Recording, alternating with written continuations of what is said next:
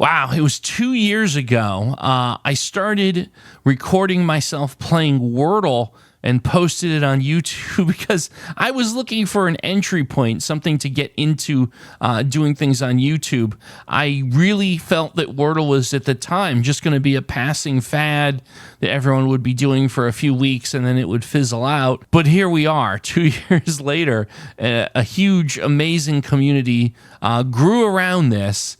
And my goodness gracious, I had no idea when I started, but an incredible journey. And today we're going to take a look back at those 2 years. We're going to answer a bunch of your questions. We're going to look at some recent clips from the channel that I thought were very interesting.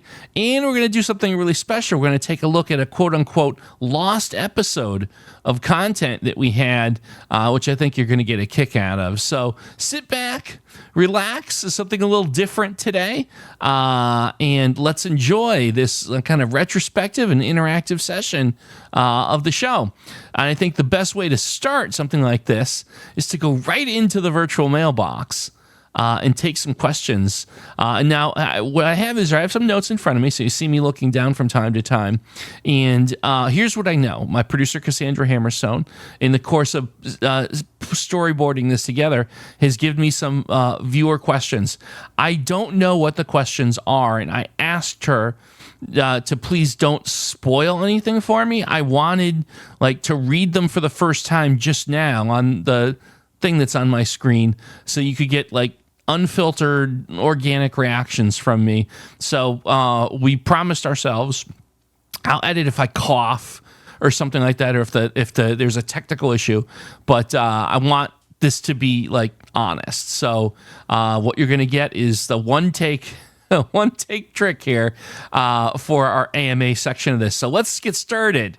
Neon Koopa writes in, "Hey Doug, what are your main hobbies outside of playing word games? Keep up the content." Well, thank you, Neon Koopa.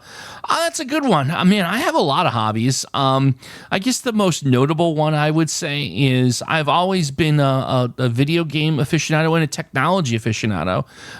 When I was a kid, let's see, when I want to say 8 or 9 years old. Yeah. So I was born in 1973, for those who are wondering. I just turned 50 this past May. My parents got me an Atari 2600 for, I believe it was my birthday, when I was, I want to say 6 years old, 1979, I want to say. And we were living in an apartment building, and we had a TV. It was a color TV, which was super cool, and hooked it up.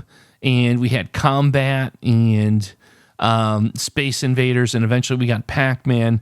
And I was completely enthralled with this concept that you could have this visual thing on a TV set and you could control it and play a game with it. I was just blown away. And I became a computer nerd immediately. And then I wanted to learn very early on. I wanted to learn how those games worked and change them. And so then the following Christmas, my parents got me a Commodore 64 home computer with the data set, the cassette tape doohickey that loaded programs from an audio cassette. And I had a game called Lemonade Stand, which was a basic program, the basic programming language, where you would kind of simulate having and running a lemonade stand. And I played it for about 20 minutes before I realized I wanted to mess around with the game, and I just immediately dived in and played with the basic language code and did things like gave myself an unfair advantage, an unlimited amount of cups, always set the temperature to be optimal, and then I would brag to my parents that I Lemonade Stand was too easy. Look at this. I'm just crushing the game, and they didn't understand. They just thought I was either an alien or a prodigy, or I think my parents felt that they may have birthed an alien, which I thought was kind of cool. Had lots of cred in grade school, being the one that could beat all the games. But it just went from there. I ended up getting into computer science, and so I've always collected games, and of course, now, getting into middle age and having a little more disposable income from time to time, I collect the games from my youth, not just the Atari games and stuff, but I used to. Up until about 5 years ago. At some point, your back and your knees tell you no mas. I collected and restored arcade games. I still have a couple of them. But I was very prolific back in the day where I would buy old decommissioned arcade machines and fix them up. So that's kind of like my main hobbies, like into vintage gaming and things of that nature. I touch a lot of that on my other YouTube channel. It's all Doug in Games, so you can get into that as well. So I think that's probably the main thing there, Neon Koopa. So thank you so much for that question. Let's go to another one here. Simon Hamby. Love the channel, Doug. I watch every morning. My question, is YouTube your full-time job or do you have another occupation? Okay, thank you, Simon. That's a good question. So the short answer is no. YouTube is not my full-time job at the moment. I do work in technology and derive my main income from that, working outside of YouTube. Now, having said that, of course, it segues into the question, well, and I know people have asked this over and over. I get that asked in real life all the time. Does everyday Doug make money? So while that wasn't the question you asked, since I get it all the time, I'll answer it. Not really. So what happens is the way YouTube works, once you've reached 1,000 subscribers, which we've been so blessed to do and go way past that and have 4,000 hours of watch time on the channel, you are eligible to receive a little bit of money when YouTube puts ads in your videos. And I have no control over YouTube putting ads on my videos. That's just how it works. And so when those ads inevitably play, I think I get like a tiny fraction of a penny for each one. So, we do get a little money each month from that, but it's not enough to like even more or less cover the costs of the channel. But here's the thing, and I'll touch on this a little later, I'm sure.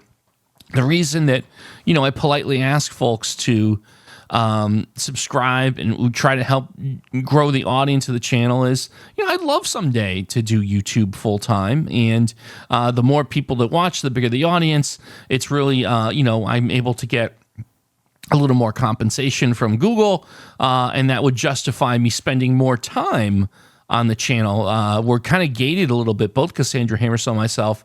The amount of time we can spend on Everyday Doug and It's All Doug in Games and stuff is gated by how much free time we have, because we do have like regular jobs that we have to be the priority because we enjoy having a roof over our head and food. So we would love to do more and more with these, and it's kind of gated by the growing the audience so that we can have compensation that allows us to do that. So there you go, Simon. Thank you so much for that. Pat Merklin 4161 writes in, happy anniversary, Doug. I always enjoy your humor, especially in solving or not connections. Yes, I do enjoy the silliness that we get into sometimes, the hijinks, if you will. My question, in your new state, tell us the most Florida man thing you've seen or done so far. Oh, that's a good one.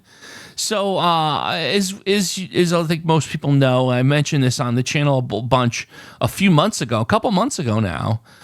We relocated from Connecticut to Florida.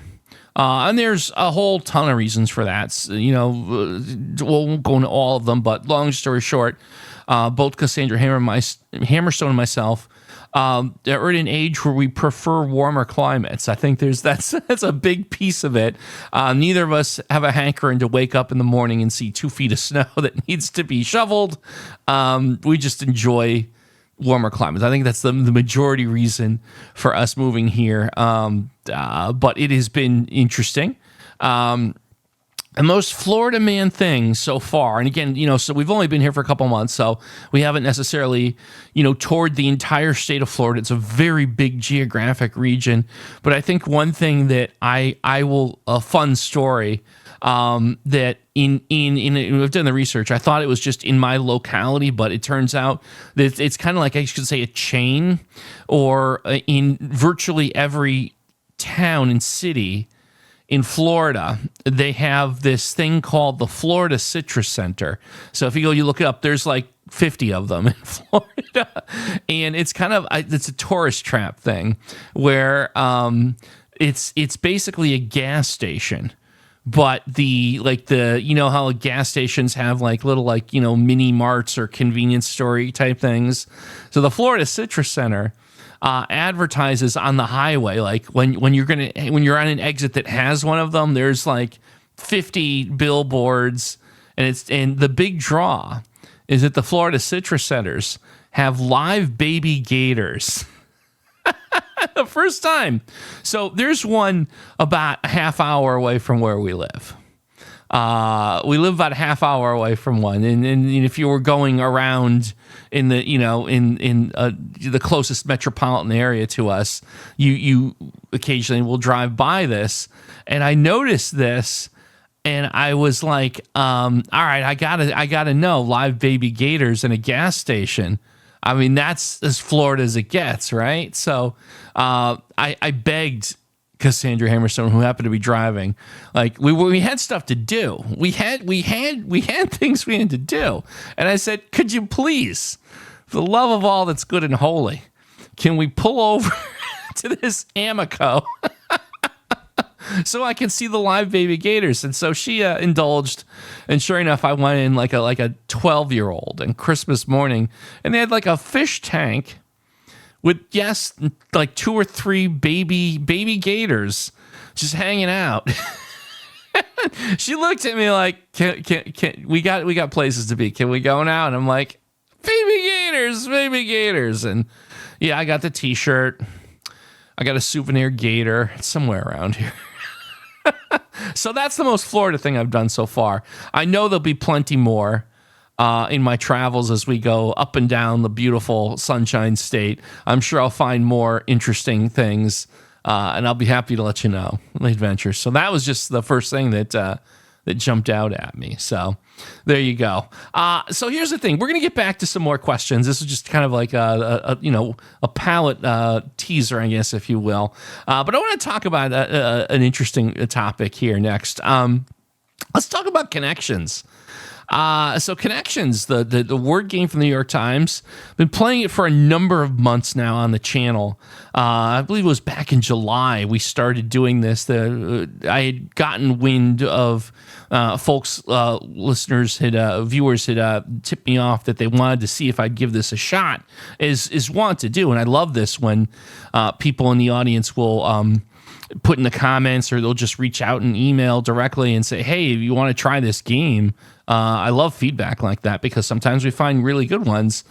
So anyway, New York Times had released a beta back in July of this new game, Connections, and I took a look at it and I was like, "Oh, this is different. This is a little different from the traditional, Wordle style word game." And I kind of took a shine to it, and I figured, what the heck, let's give it a go. In the past on the channel. Again, for those who've been around for a while, know that we played for a long time, like a year, I feel like, if not more than that. We played Quordle every day, which is basically, of course, Wordle with 4 puzzles at the same time that you're trying to solve with the same set of guesses. And, a lot of people ask me about this, so I guess let me go into that just a bit, take a side trip. The most common question I get is, why did you stop playing Quordle? And I'll tell you, I made the decision to bring that series to a close after like 400 or something episodes. And the main reason I did was I felt, frankly, we got too good at it. The Quordle is the type of game where, unless you go out of your way to try and play suboptimally, there's just certain strategies. It's almost like playing tic-tac-toe. Like, once you realize like the route to complete it almost every time, it's kind of hard to lose. There wasn't a tremendous amount of challenge at some point, and I didn't feel like it was as fun as it could or should be.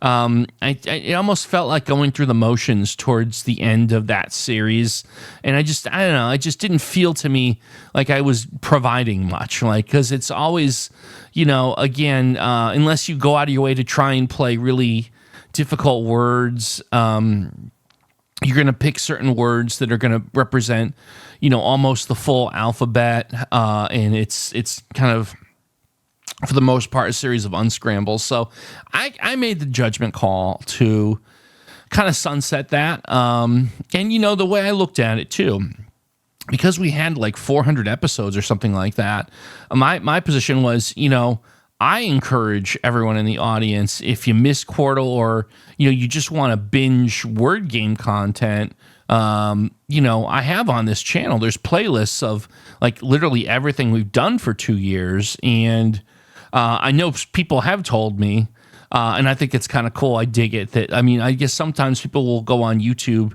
and use it as like a way to go to sleep at night. Like, you'll fire up a playlist of either my channel or somebody they enjoy and just fall asleep to it. And so the Wordle and the Quordle, like the playlists of everything from Wordle, like from January 17, 2022 on, you can just set the playlist to shuffle or random and, fall asleep to it at night. Same with Quordle. So, it's all there. If you want to re-enjoy playing around with Quordle, you're more than welcome. I'm never taking any of that content down, never going to put it behind a paywall. So, it's there in perpetuity for anyone that wants to enjoy it. So anyway, let me get back to connections. Sorry, a little side trick there, but I'm just kind of free thought here on this video. That's kind of the way I wanted to do this. Connections, again, I took a shine to it. And so I figured, okay, what I believe what I did was originally I said, I'm going to play it for a week. And I warned everyone in the audience that I wasn't necessarily committing here. I just want to see what people thought. And it got a really cool reaction, like pretty much right away. People thought it was a neat game. And here's the thing. I consider myself someone who's gotten pretty good at Wordle and working through the ins and outs of any given solve. But connections isn't the kind of thing where you can become great at it with a grasp of like classic word game solving techniques. Like it's almost like a combination of a word game and a trivia game, right? You oftentimes have these categories that if you don't know a certain trivia category, you could be there for hours, you'll never get it. So I always thought that was fun because I'm pretty good at like solving puzzles, but I'm not a trivia guy. And part of that is because I've been I think by my own admission, I would consider myself somewhat sheltered in that there's certain things I love and enjoy and pursue, like, technology. I'm a sci-fi nerd. I like game shows.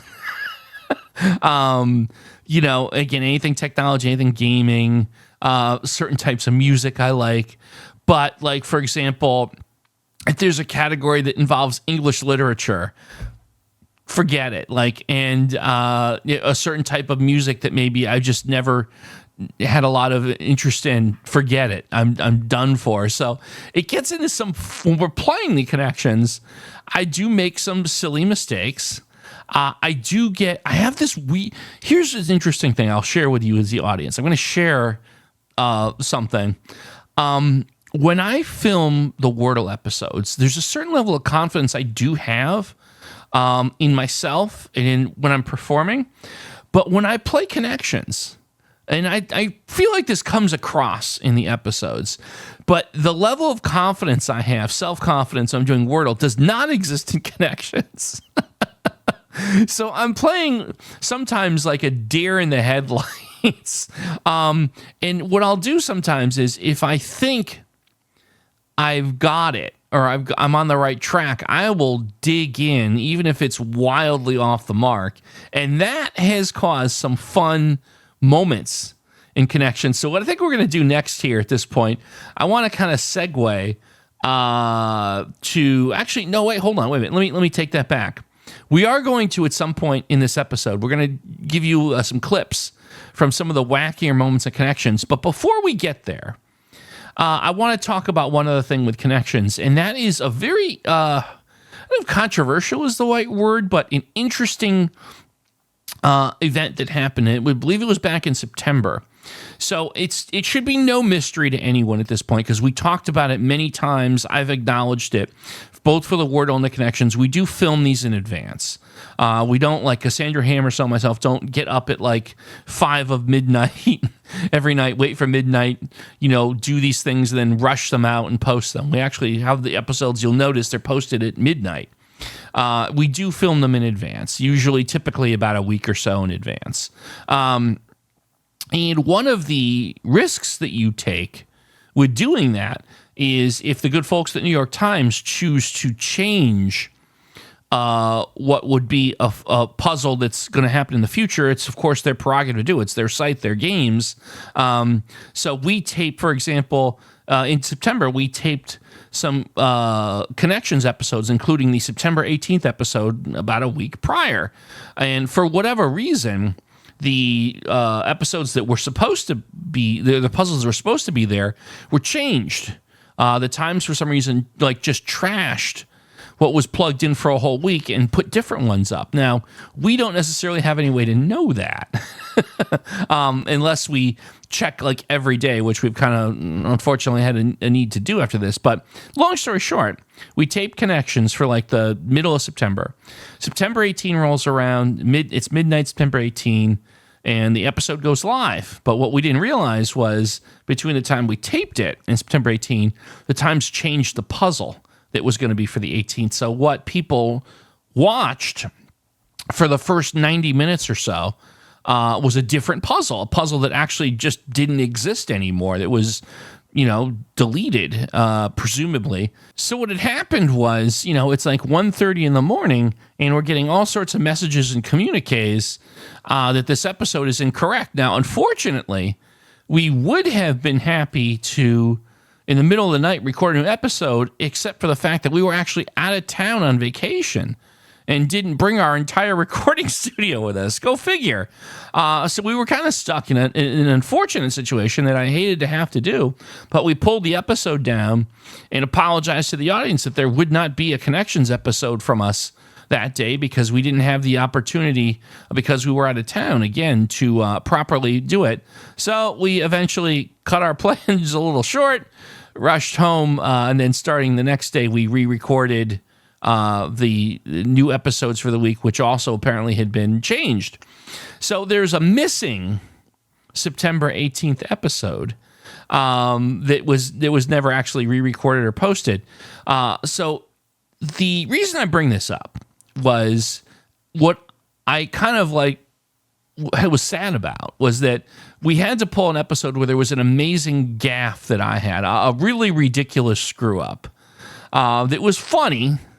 It was silly, and I kind of referenced it after that, even though I probably shouldn't have, because very few people actually saw the episode since it got pulled in 90 minutes, and there was maybe a few dozen people that ever saw it.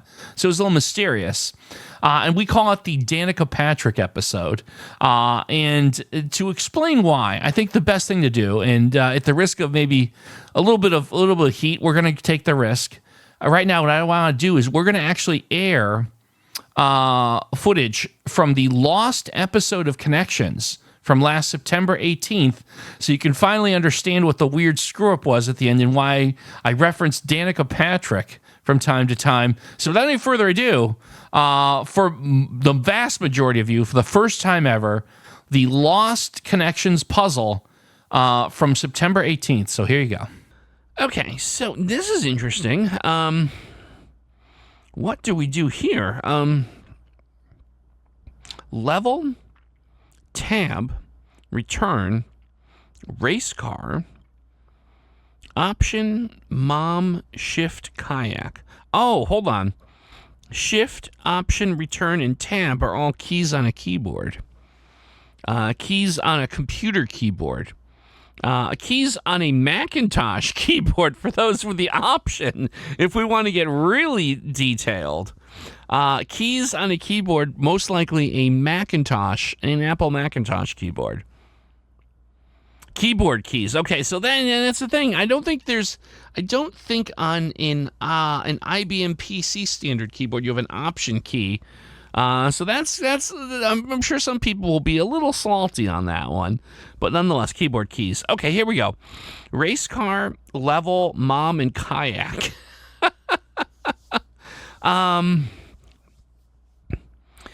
Okay, I this is gonna be. I'm gonna make a guess, and this is gonna be weird, but I'm gonna stick with it for better or worse. And if I take three, I take three. Okay. And this will be kind of specific to those in the U.S. or people who follow NASCAR racing, which is predominantly an American thing, right?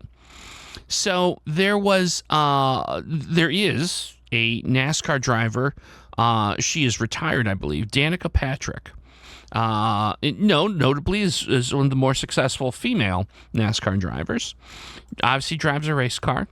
Is, I believe, a mom. And I believe has been the pitch person for the website Kayak. I don't know about Level. That might be another product or service that she has endorsed. But I'm going to make the guess that these all have something to do with NASCAR driver Danica Patrick. I know that's crazy, but I'm just going with it because sometimes you get a feeling. And I'm going to go with that. Are these things that have to do with Danica Patrick? Palindromes. Someone clip this. This is going to go on the highlight reel. So there you go. Yeah, indeed. That might be one of the weirdest moments. That's why I was so excited to show you, to roll the dice and put that on. It's certainly, though, not the only time I misstepped and did silly things. So also, consider this a segue. A great time. Let's go right in now into, as I promised before, here's a little compilation of some of my other less finer moments from Connections. So here you go. And it was brought to my attention by a viewer who said, please, just once, use the deselect all button. And I just realized after reading that, hey, there's a deselect all button. Yeah, I just cannot get away from Princess Mushroom and Plumber in the Mario theme. And it would, if my assumption is correct, it's either dinosaur or mammal that goes with it. It's a 50-50. Mammal just, again, too vague. So I'm going with dinosaur, and maybe that's what they think a Yoshi is. So, okay, is this the Mario category? Super Mario related, dinosaur. Okay. So I guess I learned a little something. And I'm a gamer guy. I have a video game channel on YouTube. You might want to check it out. So now you have cup, hook, strap, and wire. So I feel like the theme here is connecting things, no pun intended, to wire something up to connect two points, to strap, to hook, or to cup. Like I think that you could refer to that as a synonym for, making a connection, cupping something, cupping your hands. So I think the wording will be a little off on this. I probably think you could most likely give me a 3.5 on this. But it has something to do with bringing things together, bridging things, fastening, could be fastening, fasteners, a wire, a strap, a hook, or a cup. You know what? I'm going to go with fasteners. I think I feel pretty good about that. Let's see. Is this last category fasteners?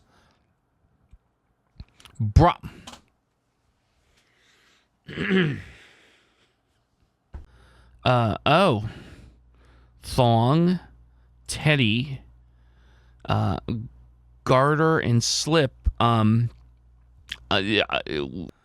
a moth to a flame. Could we have things that fly? Bat flies, a moth flies, a cardinal flies, an owl. Owls don't fly, though. Owls don't fly. I don't think they fly. Maybe they do fly. Maybe I'm gonna feel silly. Oh, this is a trivia one. These are names: Craven, Carpenter, and I believe Aster. I believe these are Wes's. Wes Craven, Wes Carpenter, and Wes Astor. But now, what's the other Wes? Wes Yellow, Wes Life, Wes Wan, Wes Dust, Wes Sports. I'm going to assume that there is somebody named Wes Wan who is noteworthy, because I've seen 3 other Wes's. And if that's not the case, it's one away, then I think we have to approach it the other direction. But I think we've got Wes's here. Horror directors. Well, wait a minute. I guess I'm wrong. So I'm going to go with last names of football players on this last category. I'm feeling actually pretty good about that one. Is that, in fact, the answer? Oh, this will be great for the clip show. Elizabeth Warren, of course, the politician who's also signed to the New York Giants. So circling back, Broadway, Park, Madison, now 5th or 2nd, right? But I think that you've got to go with 5th because the other 4 are going to be the fast category, right? So here, I'm pretty confident are your monopoly spaces. Avenues. Oh, avenues in New York City. Oh, that's interesting. I don't know if I get the point here. I mean, technically, the game Monopoly is based off of avenues in New York City. So that's an interesting one. Be very curious to see in the comments here how you grade me on that. No. Oh, man. All right. What did we have here? Hitchcock. Oh, wow. Sidekicks and blank cheese. So close on sidekicks. And then the cheese. We had cottage cheese, cream cheese, string cheese, say cheese. So, all right. You know, I was closing in. We only got 1 point today. I never heard of say cheese. Is that yummy? What say cheese used for? Let me know. All right, Ian, is Yoshi actually a dinosaur? I'm not even sure if I'm on board with that, but I mean, I'm not going to question the assessment of the New York Times. All right. Well, see that? I'm willing to put myself out there, folks, because it's all in good fun, and that's why I think that I do enjoy doing that particular game because it lends itself to a little more comic relief and fun. We love Wordle. We're going to keep doing it. We're not, going off of that. But I think both of those games can kind of like provide different types of entertainment. So I do love doing it. And so look forward to seeing what other silliness in the future we get with connections. We have a little bit more of AMA that I want to do. I think it looks like we got a couple questions left. So let's go ahead and check those out. The question that Melanie asks, are you and Cassandra married, engaged, a couple? There you go. Okay, well, so here's the short answer. We are in a long-term relationship. We've known each other our entire adult lives. We are like bread and butter, like peanut butter and chocolate. I'm trying to remember the ingredients of Reese's peanut butter cup. For some reason, that escapes me from time to time. But nonetheless, yes, we've been a thing longer than you could probably imagine. And I'll make one comment here. I think that you hear some people, which I think isn't necessarily true, say that you shouldn't get into creative pursuits or work pursuits with your partner. I think that's false. I think this journey that Cassandra Hammerstone and I have taken on the YouTube stuff has brought us closer together, and it's been an amazing experience for the two of us. IRL, right? I don't think I'm exposing anything here that's too private. Both Cassandra Hammerstone and myself in real life work in audio and visual arts. Cassandra Hammerstone has been a prolific photographer into photography, and now has made the jump into videography and content creation. I have been worked in audio and video and entertainment, live events my whole adult life, here and there. So I'm familiar with all this stuff.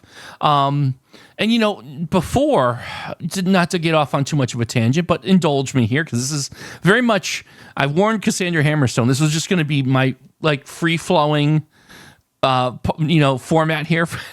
So you're going to get, bonus answers to questions you didn't ask when you do these. We touched upon the economics of this channel earlier. And at the end of the day, like I said before, the time that we have to spend on this is gated by, the ability to earn enough money to justify doing this is adjacent to or potentially is a replacement for our regular jobs. And that's why we really try to grow the community as much as we can, because we would love, the dream is that we could have our own little, YouTube media creation thing here and do our channels and earn a living, be like the dream, the American dream, if you will. Now, speaking of YouTube channels, so we talked about, I have It's All Doug in Games, which is my gaming channel. But also, please remember that Cassandra Hammerstone has an amazing presence on the web called Salt and Zest. And if you followed her with her YouTube channel early last year, she refactored it and is now kind of a web-based presence. And you want to check it out, saltzest.com, all one word, SALTZEST.com. So if you love all things culinary, her food photography, her recipes, she's an amazing cook. And she has decided to start sharing her recipes, and they're incredible. On her web presence, she's got a newsletter. There's going to be some more multimedia content in the works. I'm not at liberty to give all the details, but it's coming. So if you enjoy that sort of stuff, I promise you will really, really enjoy what she's got going on. saltzest.com, also on Instagram and Facebook. So again, this is just a legitimate organic plug because it's super cool stuff, and highly recommend you check it out. Let's take another question here. We'll do one more. RSum22. I noticed you make pro wrestling references from time to time. Who is your all-time favorite wrestler? Your current favorite and someone to look out for in the future. Okay. Wow. Okay. So 3. All right. So yeah, you know what? I grew up, when I was a kid, I was living in an apartment building, in Connecticut. And we had very few channels on the TV. And usually we're largely limited to the local TV stations. So when I was a kid, on Friday nights or Saturday mornings, there was wrestling on TV out of channel, I believe it was WOR in New York. And it was just professional wrestling. And then when we got cable TV, there was Madison Square Garden TV. And you could watch the wrestling matches from Madison Square Garden in New York. And I got hooked on wrestling very young. We're talking 5, 6 years old. And then in the early 80s, of course, you had things like Hulk Hogan and cable TV and wrestling and MTV and all that. And it just, I got lost in it, and I've been a fan ever since. So I will occasionally make, wrestling references. All-time favorite wrestler, I would have to give it to Ric Flair, who is probably the hardest working wrestler of all time. The guy, if you read the stories about him, he would wrestle 300 nights a year for the entirety of the 80s. I mean, people just don't do that anymore. So I would consider current favorite. I would say current favorite would be in the WWE LA Knight. I just find that story of it's never too late in your career to make the big time and connect with an audience. I think that's super cool. Someone to look out for in the future. Wow. Not sure on that one. There's a lot. I'm gonna weasel out on that one because there's a lot. I don't follow like independent wrestling a lot, which would be where you'd find the people that would be tomorrow's big wrestling stars. And I haven't had a lot of time to follow that, but I would say that, that is where one would go to watch the smaller wrestling shows to see where, people that would be on TV in the future. So I'll weasel out and give you 2 out of 3 on that one because I don't want to embarrass myself. But there you go. Wow. So here we go. Some thoughts here. What just humbles me and amazes me is how prolific the comment sections are on all the videos on the channel. They've just grown into like a whole like scene of its own. It's amazing. I've seen friendships come out of this, camaraderie, and it's just so cool. People have reached out to me privately asking to for birthday shout outs and to surprise loved ones and stuff like that. And, whenever I can do that, I will. I'm always happy to do that. I just think that's just so cool that word games bring people together like that. That is absolutely a huge, huge motivating factor for me for what I do here. So it's so cool. And another one, we had recently our very first fan art that was created. So our good friends out in the audience, Stephen and Kelly, reached out to me via email and shared with me this amazing piece of art that was created. And we actually, so here's the deal. We'll have a picture on the screen. We had it professionally printed and framed. And this is actually hanging in our studio. And I will treasure this forever.